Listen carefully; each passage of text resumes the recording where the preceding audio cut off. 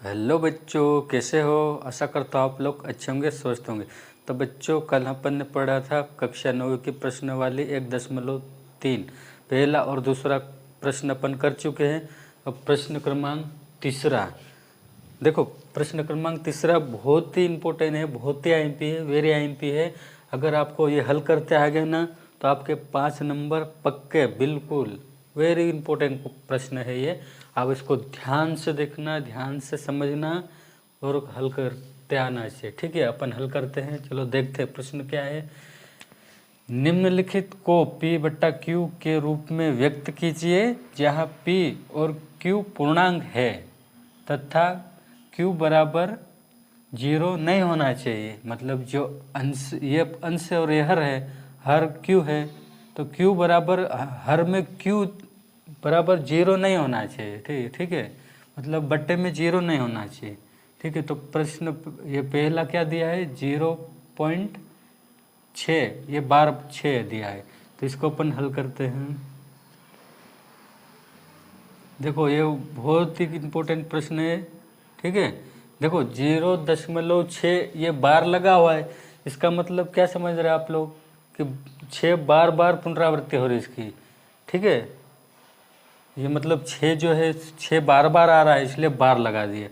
तो अपन इसे मान लेते हैं, इसको x मान लेते हैं।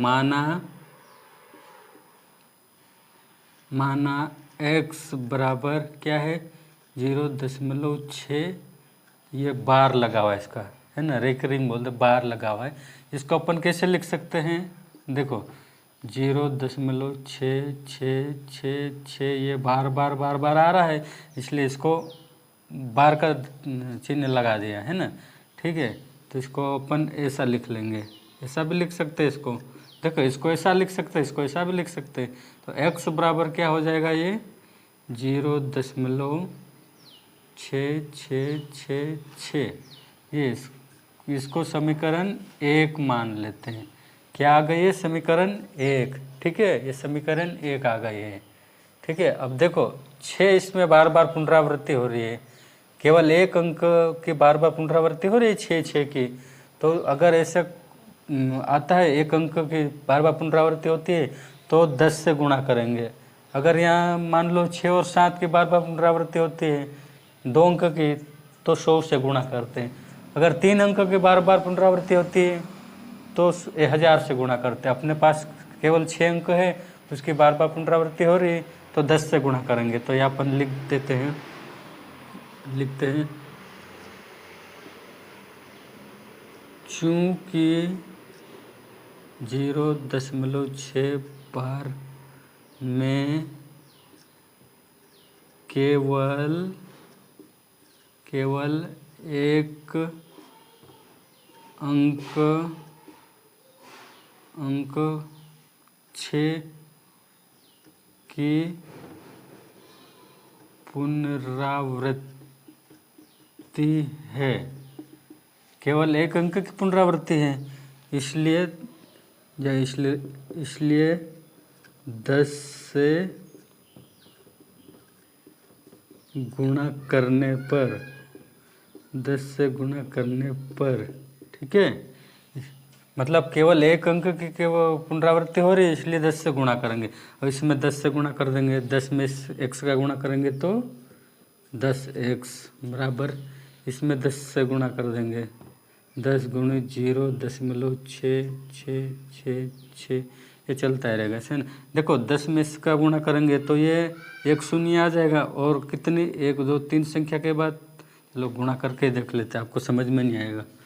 0.66666 में 10 का गुणा करेंगे तो 000 आ जाएगा, है ना। ठीक है, फिर अपन एक का गुणा 6 में करेंगे तो 6 एक का गुणा 0 में करेंगे तो 0 ही रहेगा। ठीक है 0 6 6 6 6.0, ऐसा कैसा। देखो कितनी संख्या के बाद दशमलव है, 1 2 3 4, 4 संख्या के बाद दशमलव है, इसलिए यहाँ पे 4 संख्या के बाद दशमलव लगा देंगे। कोई पहले 1 2 3 4 4, ये यहाँ दशमलव आएगा। ठीक है, अब ये दशमलव के पहले 0 की कोई वैल्यू नहीं रहती है, ये 6 है ऑलरेडी, और 0 के ये इसके बाद भी नहीं रहती है, तो इसका क्या आ गया है 6.666, ये आ गया है ना, ये आ गया। ठीक है, इसको ऐसा लिख लेते हैं 10x बराबर 6.6666। ठीक है, ये इसको समीकरण 2 मान लेते हैं। क्या आ गई ये समीकरण 2, और समीकरण 1 ही है। अब समीकरण 2 में से समीकरण 1 को घटा देंगे। ठीक है, तो यहाँ लिख लेते हैं समीकरण 2 में से समीकरण 1 को घटाने पर ठीक है, समीकरण 2 क्या है 10x बराबर 6.666, समीकरण 2 है। और समीकरण 1 क्या है, समीकरण 1 ये है x बराबर 0.6666। अब इसको घटा देंगे अपन। ठीक है, 6 में से 6 गया तो 0, 6 में से 6 गया तो 0, 6 में से 6 गया तो 0, 6 में से 6 गया तो 0, दशमलव का दशमलव, 6 में से 0 जाएंगे तो 6 ही बचेंगे। ठीक है, बराबर 10x में से अगर 1x चला गया तो कितना बचेगा 9x। अब ये देखो दशमलव के बाद 0 की कोई वैल्यू नहीं रहती है, तो ये क्या बचा है ओनली 6। तो यहाँ हो जाएगा बराबर 9x बराबर 6। ठीक है, तो ये गुणित में इधर जाएगा तो भागित में हो जाएगा 9, तो x बराबर क्या हो जाएगा 6/9। अब ये काट सकते, किससे कट रहा है दोनों संख्या, 2 से तो नहीं कट रही, 3 से कटेगी। 3 दूनी 6 और 3 त्रिया 9, तो क्या आ गया ये x बराबर क्या आ गया 2/3। ये इसका उत्तर, उसे इसको एक बार समझते। देखो निम्नलिखित को कैसा लिखना है, इसको p बटे q के रूप में व्यक्त करना है, मतलब p बटे q के रूप में लिखना है। तो इसको x मान लेते हैं, माना x बराबर 0.6। अब ये 6 पे ये बार लगा हुआ है, मतलब 6 बार आ रहा है, इसलिए अपन ऐसा लिख लिया 0.666 बार आ रहा है। तो अपने क्या समीकरण 1 आ गया, x बराबर क्या आ गया 1। अब देखो 6 इसमें 0.6 में 6 बार आ रहा है, तो इसलिए इससे 10 से गुणा कर देंगे। तो ऐसा लिख लेंगे, चूँकि 0.6 में केवल एक अंक आ रहा है, इसलिए 10 से गुणा करेंगे। इसलिए 10 से गुणा करने पर तो समीकरण अपनी 2 निकल आई। 10 में अगर इसमें गुणा कर देंगे तो ये आ गई संख्या, समीकरण 2 आ गई।